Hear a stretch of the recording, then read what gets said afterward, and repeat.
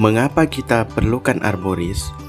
Arboris bertauliah boleh menguji pH tanah Anda untuk menentukan pokok apa yang terbaik di halaman rumah Anda dan jika mempunyai sebarang perubahan yang perlu ditambah pada tanah Anda.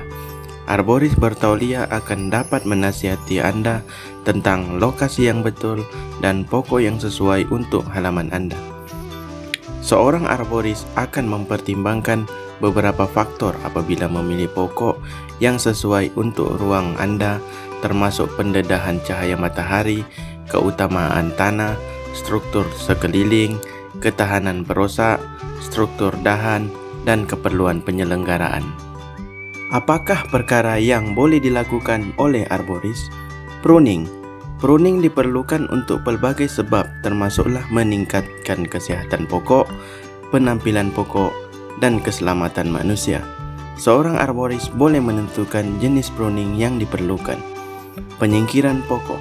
Pertimbangkan untuk mengupah arboris apabila pokok Anda mati, mempunyai risiko yang tinggi, menyebabkan halangan, kesesakan pokok lain, atau terletak di kawasan yang terdapat pembinaan baharu. Penjagaan pokok ketika kecemasan. Mengalih keluar atau memangkas pokok yang rosak akibat ribut boleh menjadi berbahaya, tetapi pakar arboris profesional boleh melakukan kerja dengan selamat sambil mengurangkan risiko kepada manusia dan kerosakan harta benda. Penanaman pokok. Memulakan pokok baharu Anda kepada permulaan yang sihat akan membantu pokok itu matang kepada saiz sepenuhnya dan memastikan ia memberikan faedah alam sekitar, ekonomi, dan sosial sepanjang hayatnya. Sesetengah arboris menanam pokok dan kebanyakannya mengesyorkan spesies yang sesuai untuk lokasi tertentu. Perkhidmatan arboris yang lain. Penjagaan kesihatan tumbuhan atau penyelenggaraan pencegahan. Memberikan sokongan tambahan pada dahan dengan struktur yang lemah. Menguruskan pengudaraan tanah untuk meningkatkan pertumbuhan akar. Bagaimanakah arboris membantu persekitaran?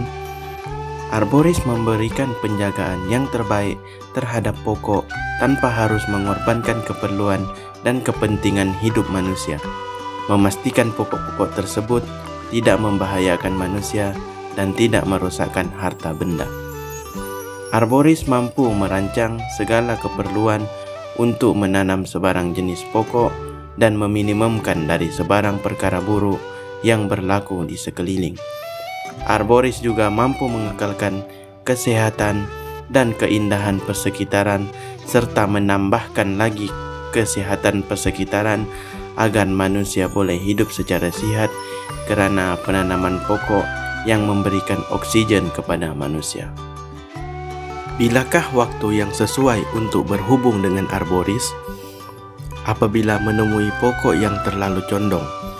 Pokok biasanya tidak tumbuh lurus dan condong sedikit adalah perkara biasa. Tetapi apabila pokok Anda mula kelihatan terlalu condong kerana taburan berat yang lemah atau kerosakan akar penambat, ia berkemungkinan tidak stabil. Ini adalah masa yang terbaik untuk memanggil arboris. Apabila menemui multiple trunks. Pokok dengan multiple trunk atau pokok yang mempunyai belahan dalam satu batang boleh menjadi tidak stabil. Sebagai contoh, multiple trunks berbentuk V atau U adalah titik lemah untuk pokok matang. Kayu penghubung tempat batangnya bercantum mungkin kehilangan kekuatan dan lebih cenderung terbelah akibat faktor usia dan bencana alam.